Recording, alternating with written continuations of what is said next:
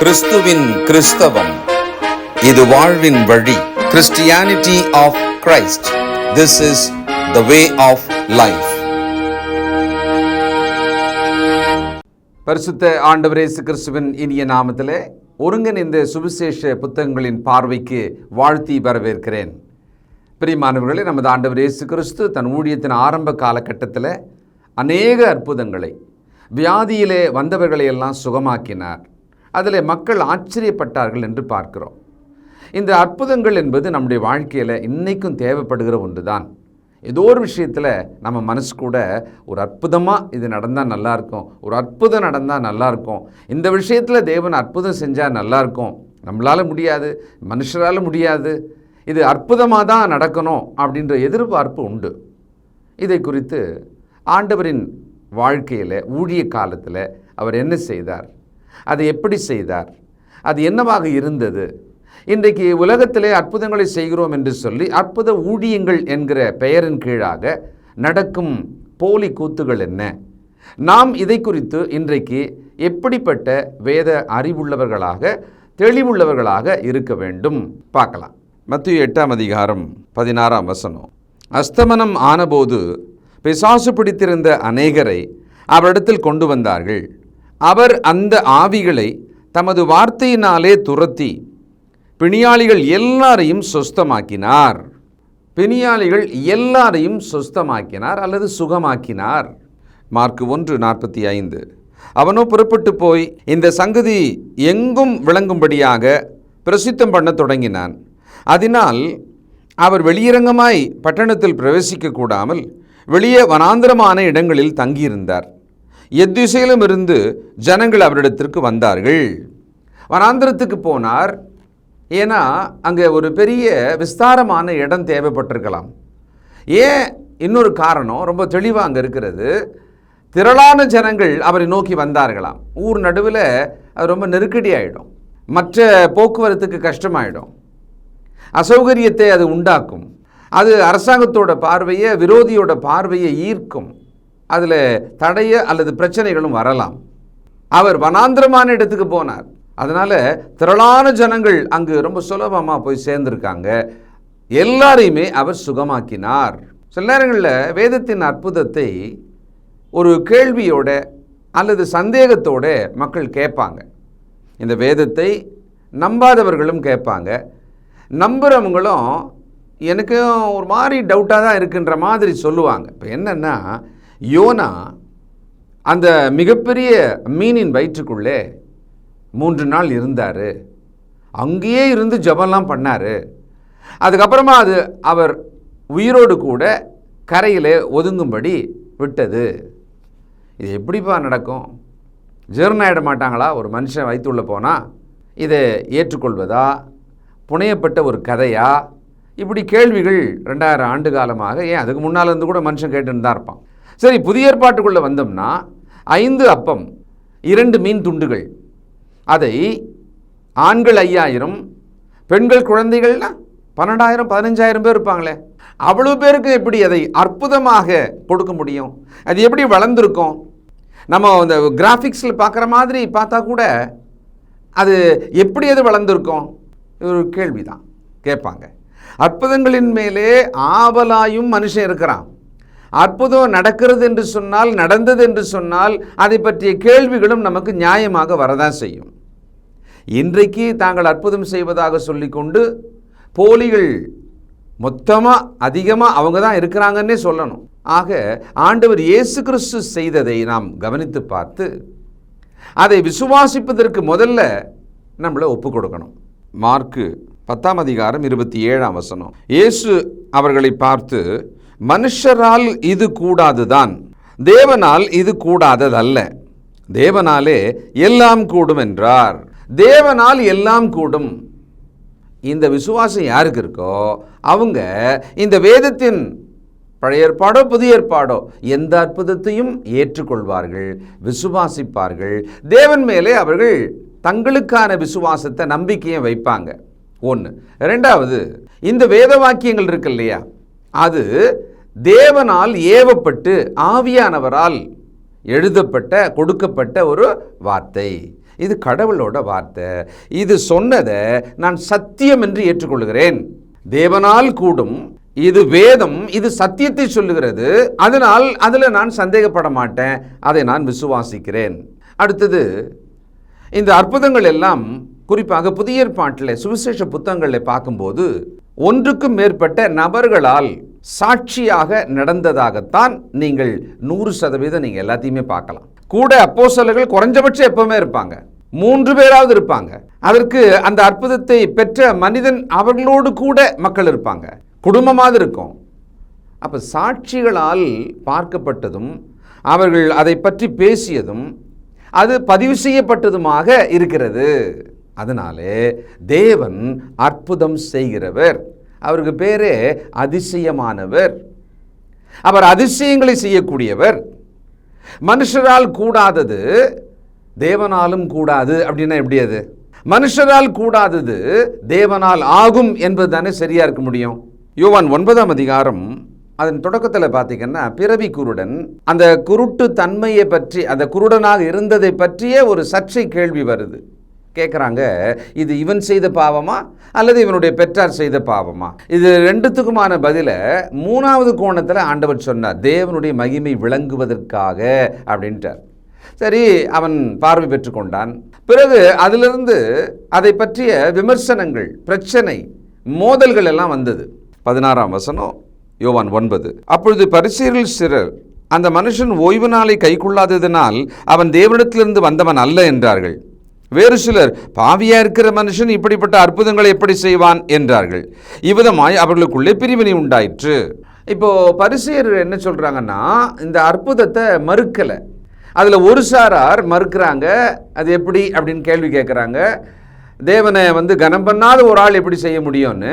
அற்புதம் நடந்துச்சு இல்லையா, அப்போ அற்புதம் செய்கிறவர் இப்படி செஞ்சிட்டாரே, அதை எப்படி நம்ம மறுக்க முடியும் அப்படின்னு கேட்குறாங்க. நிச்சயமாக நமது ஆண்டவர் இயேசு கிறிஸ்து அற்புதம் செய்த போது அவருடைய நோக்கம் என்ன? தான் தேவனுடைய குமாரன் என்பதை அந்த யூத மக்கள், எதிரில் இருந்த மக்கள் விசுவாசிக்கணுன்றதுக்காக தான். அதனாலே அவர்கள் ரட்சிப்பை பெற வேண்டும் என்பதற்காகத்தான். நோக்கம் அதுதான். யோவான் 11ஆம் அதிகாரம் 47வது வசனம், லாசரு உயிர்த்தெழுந்த பிறகு அப்பொழுது பிரதான ஆசாரியரும் பரிசேயரும் ஆலோசனை சங்கத்தை கூடி வரச் செய்து, நாம் என்ன செய்கிறது? இந்த மனுஷன் அநேக அற்புதங்களை செய்கிறானே, நாம் இவனை இப்படி விட்டுவிட்டால் எல்லாரும் இவனை விசுவாசிப்பார்கள். அப்பொழுது ரோமர் நம்முடைய ஸ்தானத்தையும் ஜனத்தையும் அழித்து போடுவார்களே என்றார்கள். அற்புதத்தை அவர்கள் மறுக்கவில்லை. ஆனால் அதனால் தங்களுக்கு எவ்வளோ பிரச்சனை வரும், அதுக்கு எப்படி தப்பிக்கலாம், அப்போ இவர் அற்புதம் செய்வதை நிறுத்தலாம், அதுக்கான முயற்சியை தான் எடுக்கிறாங்க. கடைசி கட்டமாக இவரை கொன்றுவிட வேண்டும் என்று முடிவெடுக்கிறாங்க. அற்புதங்கள் அநேக ஜனங்களால், ஏன் விரோதிகளால் கூட அன்றைக்கு ஏற்றுக்கொள்ளப்பட்டது. ஆண்டவர் இயேசுவானவர் அற்புதத்தை செய்ததன் பின்னணியில் அவருக்குள் என்ன இருந்தது, எதை கொண்டு செய்தார்லாம் கூட கேட்குறாங்க. எதை கொண்டு இவர் செய்கிறார்ப்பா? யோவான் 3ஆம் அதிகாரம் 34வது வசனம், தேவனால் அனுப்பப்பட்டவர் தேவனுடைய வார்த்தைகளை பேசுகிறார். தேவன் அவருக்கு தமது ஆவியை அளவில்லாமல் கொடுத்திருக்கிறார். தேவன் தமது ஆவியை அளவில்லாமல் கொடுத்திருக்கிறார். தேவனுடைய ஆவியினாலே ஆண்டவராகிய இயேசு கிறிஸ்து அற்புதங்களை செய்து கொண்டிருந்தார். இது நமக்கான பதில். இப்பெல்லாம் அற்புதம் செய்கிறோன்னு சொல்கிறவங்கெல்லாம் செய்ய முடியாததுக்கு என்ன சொல்லுவாங்க? குணமாகாதவங்க ஒரு கூட்டம், பெருங்கூட்டம் இருக்கும் இல்லையா, அதுக்கு என்ன சொல்லிடுவாங்கன்னா, அவங்களுக்கு விசுவாசம் இல்லை. அவங்களுக்கு விசுவாசம் இருந்தால் மட்டும்தான் அவங்க அற்புதத்தை பெற்றுக்கொள்ள முடியும் அப்படின்வாங்க. கேட்குறவங்களுக்கும் ஆமாம் ஆமாம் அப்படின்னு தோணும். ஆனால் ஆண்டவர் செய்த அற்புதத்தை பாருங்கள். மத்தேயு 8ஆம் அதிகாரம் 2ஆம் வசனம், அப்பொழுது குஷ்ரோகி ஒருவன் அவரை பணிந்து, ஆண்டவரே, உமக்கு சித்தமானால் என்னை சுத்தமாக்க உம்மால் ஆகும் என்றான். இயேசு தமது கையை நீட்டி அவனை தொட்டு, எனக்கு சித்தமுண்டு, சுத்தமாகு என்றார். உடனே குஷ்டரோகம் நீங்கி அவன் சுத்தமானான். அங்கே அந்த மனிதனுக்குள்ளே ஆகும் அப்படின்ற ஒரு விசுவாசம் இருந்தது. ஆண்டவர் அவனை சுகமாக்கினார். இது ஒரு உதாரணம். மத்தேயு 9ஆம் அதிகாரம் 2ஆம் வசனம், அங்கே படுக்கையிலே கிடந்த ஒரு திமிர்வாதக்காரனை அவரிடத்தில் கொண்டு வந்தார்கள். இயேசு அவர்களுடைய விசுவாசத்தை கண்டு திமிர்வாதக்காரனை நோக்கி, மகனே, திடன்கொள், உன் பாவங்கள் உனக்கு மன்னிக்கப்பட்டது என்றார். கூட்டிட்டு வந்தவங்க, தூக்கிட்டு வந்தவங்களோட விசுவாசத்தை பார்த்து அந்த திமிர்வாதக்காரனை இயேசு சுகமாக்கினார். பார்த்தீங்களா? அப்போது ஒரு தனிநபர் சுகம் பெறணும், அற்புதம் பெறணும்னா அவர் விசுவாசம் மட்டும்தான் அங்கே செயல்படுமானா இல்லை. அப்படி இல்லாமல் கூட ஆண்டவரால் அற்புதங்களை பெற்றுக்கொண்டவர்கள், சுகம் பெற்றுக்கொண்டவர்கள் உண்டுதானே. ஆனால் இன்றைக்கி போலி அற்புதம் செய்வதாக சொல்லி கொண்டிருக்கிறவர்கள் இப்படி தான் சொல்லி ஏமாத்திடுவாங்க. உங்களுக்கு விசுவாசம் பத்தலை. அடுத்தது, ஆண்டவர் இயேசுவிடம் வந்து அற்புதங்களை பெற்றவர்கள் கணக்கில்லாமல், எண்ணிக்கைக்கு அடங்காமல் திரளான மக்கள் என்று கூட நாம் பார்க்கிறோம். ஆனால் இன்றைக்கெல்லாம் மனிதர்கள் போலித்தனமாக அற்புதம் செய்பவர்கள் இவ்வளவு பேர் தான், இதுக்கு மேலே எங்களால் பண்ண முடியாது அப்படின்னு சொல்லி எண்ணிக்கைக்கு உட்பட்டு அதை மட்டுப்படுத்துவாங்க. ஆனால் ஆண்டவரிடத்தில் அப்படி கிடையாது. மத்தேயு 4:24 அவருடைய கீர்த்தி சீரியா எங்கும் பிரசித்தமாயிற்று. அப்பொழுது பலவித வியாதிகளையும் வேதனைகளையும் அடைந்திருந்த சகல பிணியாளிகளையும், பிசாசு பிடித்தவர்களையும், சந்திரரோகிகளையும், திமிர்வாதக்காரரையும் அவரிடத்தில் கொண்டு வந்தார்கள். அவர்களை சுஸ்தமாக்கினார். திரளான ஜனங்கள், அநேக ஜனங்கள், வகை வகையான வேதனைக்குள்ளே இருந்தவர்கள். ஒருவர் வியாதியாக இருக்கலாம், இன்னொருவர் அசுத்தாவி பிடித்தவராக இருக்கலாம், ஒருவர் திமிர்வாதக்காரன் சொன்னால் அவருடைய சுய நினைவே இல்லாதவராக, செயல்பட முடியாதவராக இருக்கலாம். இப்படியெல்லாம் கொண்டு வந்தாங்க. அடுத்தது, உடனடியாக அந்த நொடியிலேயே அற்புதத்தை பெற்றுக்கொண்டார்கள். ஆனால் இன்றைக்கி போலி ஆசாமிகள் என்ன தெரியுமா சொல்லுவாங்க? ஒரு 7 வாரம் வாங்க, தொடர்ந்து இந்த எண்ணெயை வாங்கிட்டு போங்க, இது ஒரு 1000 ரூபாய் இல்லை 500 ரூபாய், இதை நீங்கள் பூசிக்கிட்டே இருங்க, கூட நீங்கள் உபவாசமாக இருங்க, வெள்ளிக்கிழமை வாங்க, சனிக்கிழமை வாங்க, 7 வாரம் வாங்க. எல்லாமே இவங்க வந்துட்ட பிறகு சுகமாகலைன்னு வச்சுக்கோங்களேன், உங்களுக்கு விசுவாசம் போதலை, போங்கன்னு வாங்க. ஆனால் ஆண்டவர் தொட்டு சுகமாக்கினார், வார்த்தையை சொல்லி சுகமாக்கினார். இவர் ஒரு இடத்துல இருப்பார், இன்னொரு இடத்துல இருக்கிறவர்கள் சுகமானார்கள். இப்படிலாம் நம்ம வேதத்தில் பார்க்குறோம் இல்லையா? அற்புதம் என்பது எப்படி இருக்கணும்? இயற்கைக்கு அப்பாற்பட்டதாக, உடனடியாக, பல பேருடைய கண்களுக்கு முன்பு சாட்சியாக, தேவ மகிமை விளங்குவதாக. மார்க் 1:42 இப்படி அவர் சொன்ன உடனே குஷ்டரோகம் அவனை விட்டு நீங்கிற்று, அவன் சுத்தமானான். சொன்ன உடனே நீங்கிற்று, குஷ்டரோகம் நீங்கிற்று. பிறவி குருடன் உடனே சுகமானான். தேவன் பல விதங்களிலே தம் கரத்தை கொண்டு, தன் விரலை கொண்டு, ஆண்டவர் இயேசு கிறிஸ்துவுக்குள் இருந்த அளவில்லா ஆவியினாலே இந்த அற்புதங்களை செய்தார். அடுத்தது இன்னொரு விஷயம் பார்க்குறதா இருந்தால், முழுமையான சுகத்தை அப்பொழுதே பெற்றுக்கொண்டார்கள். இன்னைக்கு போலி ஆசாமிகள் என்ன சொல்கிறாங்கன்னா, கொஞ்சம் கொஞ்சமாக சரியாயிடும், படிப்படியாக சரியாயிடும், உங்கள் விசுவாசம் வளர வளர உங்களுக்கு சுகம் வந்துடும். ஆனால் இவங்க என்ன பேனரில் இருப்பாங்க? அற்புத சுகமளிக்கும் கூட்டம் அப்படின்வாங்க. நிறைய பேர் பெரிய பெரிய ஸ்டாராக இருந்தவங்கெல்லாம் அடங்கிட்டாங்க. அவன் போலித்தனமாக பண்ணான் அப்படின்றத கொஞ்ச நாளில் அவனே ஒத்துக்கிட்டான். உலகத்தில் அப்படி நடந்தது உண்டு. அதுக்கப்புறமா அவங்க அப்படியே வாழை சுருட்டிட்டு போன மாதிரி அந்த ஊழியங்களெல்லாம் மூடிட்டாங்க. புதிதாக எழும்புகிறவர்கள் இதோ நான் பண்ணுறேன் அப்படின்னு பண்ணுவாங்க. அவங்க தான் காலங்களைப் போல முளைத்திருக்கிறாங்க. இதோ அற்புதம் நடக்கிறது, இதோ அங்கே அற்புதம் நடக்குதோ, நான் அற்புதம் செய்கிறேன் என்று சொல்வதை நாம் நம்ப வேண்டிய அவசியம் இல்லை, அதன் பின்னால் போக வேண்டிய அவசியம் இல்லை. இன்றைக்கு தேவன் தம் வார்த்தைகளை நிறைவேற்றுவதற்காக அற்புதம் செய்ய வேண்டிய அவசியம் அல்ல. இயேசு தேவனுடைய குமாரனை நிரூபிப்பதற்காக அற்புதம் செய்ய வேண்டிய அவசியம் அல்ல. அவர் உயிர்த்தெழுந்ததினாலே பலமாக தேவனுடைய குமாரன் என்று ரூபிக்கப்பட்டு விட்டார். கர்த்தருடைய வசனங்கள் ஏற்கனவே பரிசுத்த ஆவியினால் செய்யப்பட்ட அற்புத அடையாளங்களாலே வசனங்கள் உறுதியாக்கப்பட்டு விட்டது. இன்றைக்கு ஆண்டவர் இயேசுவின் நல்ல செய்தியை கேட்டு ஒருவர் மனந்திரும்பி கீழ்ப்படிந்து தேவனுடைய அன்றாட ஆசீர்வாதங்களை, நன்மைகளை பெற வேண்டும். தேவன் நமக்கு செய்த உதவியை நாம் அற்புதம் என்று பேசுவது தவறு அல்ல. அற்புதமாக எனக்கு இந்த இடத்துல நன்மை கிடைச்சது, அற்புதமாக நான் இதிலிருந்து வெளியே, அது நம்ம பேசுகிறது, நம்ம உணர்வு தான் அது. இதோ அற்புதம் செய்கிறேன் அப்படின்னு ஒருத்தர் கூப்பிட்டார்னா அது தவறு. இன்றைக்கு ஆண்களும் பெண்களும் பேதமில்லாமல் தாங்கள் அற்புத சுகமளிப்பதாக வியாபாரம் பண்ணி கொண்டிருக்கிறாங்க. ஆனால் ஆண்டவரோட அற்புதம் ஆச்சரியப்பட்டார்கள், தேவனை மகிமைப்படுத்தினார்கள், தேவகுமாரன் மேலே விசுவாசம் வைத்தார்கள். இப்படி தான் நம்ம அங்கே பார்க்குறோம். அடுத்தது, ஆண்டவர் இயேசு அற்புதம் செய்த பொழுது அங்கே நோக்கம் ஆவிக்குரியது. அவர்கள் தம்மை விசுவாசிக்க வேண்டும், அதனால் அவர்கள் ரட்சிக்கப்பட வேண்டும். லூக்கா 4:43 அவர் அவர்களை நோக்கி, நான் மற்ற ஊர்களிலும் தேவனுடைய ராஜ்யத்தை குறித்து பிரசங்கிக்க வேண்டும், இதற்காகவே அனுப்பப்பட்டேன் என்றார்.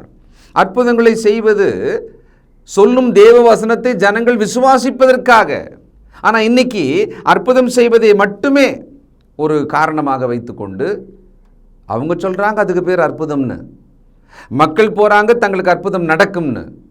அவங்க செய்கிறது அற்புதமும் அல்ல, இவர்கள் பெறுவது அற்புதமும் அல்ல. இப்படி தான் இன்றைக்கி ஏமாந்து விரக்தி அடைபவர்கள் கோடிக்கணக்கில் இருக்காங்க. எல்லா மதங்களுமே தங்கள் கடவுளிடம் அற்புதத்தை எதிர்பார்க்கிறது. அதில் ஒரு மனிதன் இருப்பான், அவன் இதோ நான் அற்புதம் செய்கிறேன்னு சொல்லுவான். அதை நம்பி போகிற திரளான கூட்டம் எல்லா மதங்கள்லையும் இருக்கிறது. அது மாதிரி தான் கிறிஸ்தவ மதத்தில் இருக்கிறது. ஆனால் கிறிஸ்தவ மார்க்கத்துக்குள்ளே கிறிஸ்துவின் வழியில் நீங்கள் வந்தீர்களானால் அற்புதங்களாலும் அடையாளங்களாலும் உறுதி செய்யப்பட்ட கர்த்தருடைய வசனத்தை இன்றைக்கு நாம் விசுவாசித்து ரட்சிக்கப்பட வேண்டும். நம்முடைய அன்றாட வாழ்வின் நன்மைகளை போஷிக்கும்படியாக தேவன் இன்றைக்கு நம்முடைய வாழ்விலே நன்மைகளை தருகிறார். இதில் எந்த மாற்றமும் இல்லை. யோவான் 2:11 இவ்விதமாக இயேசு இந்த முதலாம் அற்புதத்தை கலிலேயாவில் உள்ள கானா ஊரிலே செய்து தம்முடைய மகிமையை வெளிப்படுத்தினார். அவருடைய சீஷர்கள் அவரிடத்தில் விசுவாசம் வைத்தார்கள். தேவ மகிமை வெளிப்படுகிறது, அங்கே தேவனில் விசுவாசம் வைக்கிறார்கள். இங்கே சுயமாக மனிதன் தன் மகிமையை உயர்த்தி கொண்டிருக்கிறான். அவன் மிகப்பெரிய ஐஸ்வர்யவானாகிறான், அவன் மிகவும் செழித்தவனாக மாறுகிறான். அந்த தனி நபர் தான். அங்கே கிறிஸ்துவின் நாமம் மகிமைப்படுவதில்லை.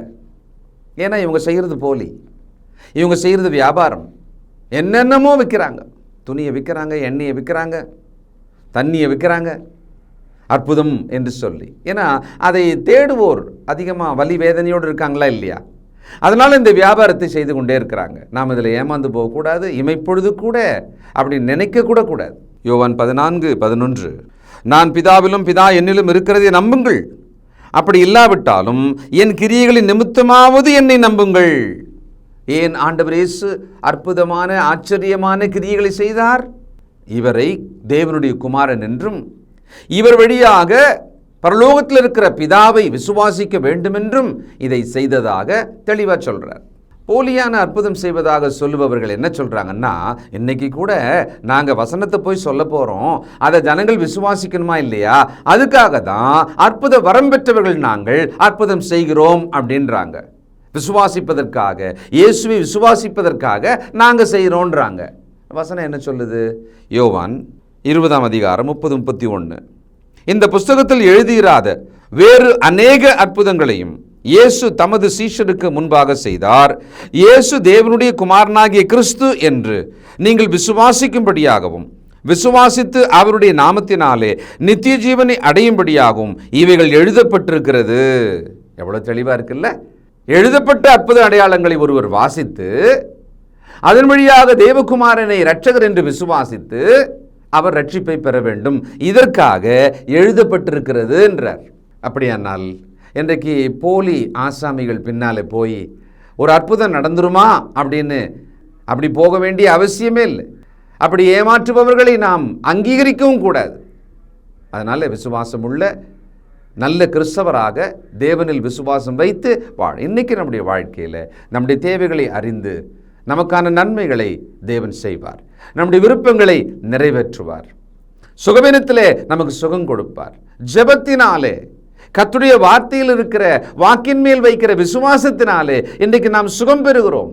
இன்றைக்கு அவர் நம்மை காப்பாற்றுகிறார். அது மரண படுக்கையிலும் காப்பாற்றுவார், வியாதி படுக்கையிலே காப்பாற்றுவார். வசனம் சொல்லுது இல்லையா யாக்கோபுல? யாக்கோபு 5:15 அப்பொழுது விசுவாசமுள்ள ஜெபம் பிணியாளியை ரட்சிக்கும், கர்த்தர் அவனை எழுப்புவார், அவன் பாவம் செய்தவனானால் அது அவனுக்கு மன்னிக்கப்படும். விசுவாசமுள்ள ஜெபம் இன்றைக்கு செய்யப்படும் பொழுது வியாதிப்பட்டவர்களை கர்த்தர் சுகமாக்குகிறார், அவர்களை எழுப்புகிறார், வியாதி படுக்கையை மாற்றுகிறார். அது மரண உபாதையாயிருந்தாலும் மாற்றுவார், தப்புவிப்பார். ஜெபம் செய்வோம். இரக்கமுள்ள பிதாவே, பரிசுத்தர் பரிசுத்தரே, நன்றியோடுமை துதிக்கிறோம்ப்பா. உமது கிருபை, உமது இரக்கம், உமது தயவு எங்கள் வாழ்வில் இருந்து எங்களை தினமும் நடத்துவதற்காய் ஸ்தோத்திரம். அற்புதம் வாழ்வில் நடக்க வேண்டும் என்ற எதிர்பார்ப்பு பல விதங்களில் எங்களுக்கு இருக்கிறது. ஆனால் எங்கள் வாழ்விலே நீர் அற்புதமாக நடத்துகிறீர், போஷிக்கிறீர், காப்பாற்றுகிறீர். அதற்காக உமக்கு ஸ்தோத்திரம்ப்பா. இதில் நாங்கள் தவறாக புரிந்து கொண்டு சத்தியத்தை விட்டு விலகி போகாதபடி மார்க்க பேதங்களுக்கு தப்பி நடக்க உதவி செய்யும். இதோ உம்முடைய மக்களை சந்தியும், எழுதப்பட்ட வேத வாக்கியங்களில் விசுவாசம் உள்ளவர்களாகி நித்திய ஜீவனை அடைய முடியும் என்று சொன்னீரே, அப்படி நாங்கள் வாழ உதவி செய்யும். போலியான அற்புதம் செய்வதாய் சொல்லிக் கொண்டிருப்பவர்கள் மனம் திரும்ப வேண்டும். அதன் பின்னாலே போகிறவர்கள் சத்திய மார்க்கத்துக்கு வர வேண்டும். நீரே எங்களுக்குள் விசுவாசத்தை பலப்படுத்தும். இயேசு கிறிஸ்துவின் நல்ல நாமத்தில் ஜெபிக்கிறோம் பிதாவே, ஆமென்.